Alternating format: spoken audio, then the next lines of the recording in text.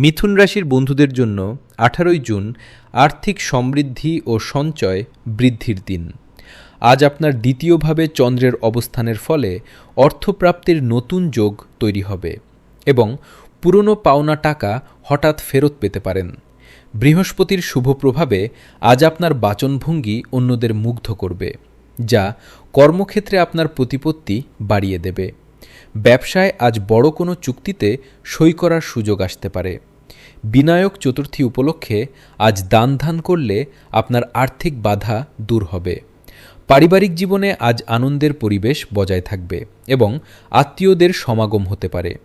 জীবনসঙ্গীর সাথে আজ দারুণ বোঝাপড়া থাকবে। স্বাস্থ্যের দিক থেকে দিনটি ভালো, তবে চোখের যত্ন নেওয়া প্রয়োজন।